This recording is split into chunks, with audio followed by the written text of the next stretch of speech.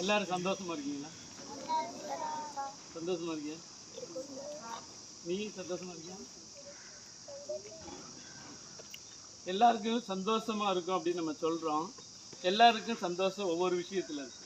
சிலருக்கு ட்ரெஸ் போடுறதுல இருக்கு, சிலருக்கு சாப்பிட்ற விஷயத்துல இருக்கும், சிலருக்கு என்னென்னா அவங்களுக்கு பிடிச்சமான காரியங்கள் செய்கிறதுல சந்தோஷம் இருக்கு.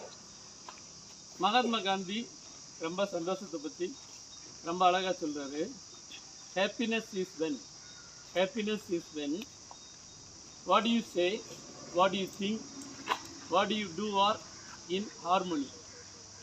What you think, what you say, what you are in harmony அப்படின்னு சொல்கிறாரு. என்ன அப்படின்னா, எந்த விஷயத்தை நீ நினைக்கிறியோ, எந்த விஷயத்தை பேசுகிறியோ, எந்த விஷயத்தை செய்கிறியோ, இதுக்கு மூணுக்கு ஒரு நல்ல ஒரு தொடர்பு இருந்தால் அப்போ சந்தோஷம் வரும்.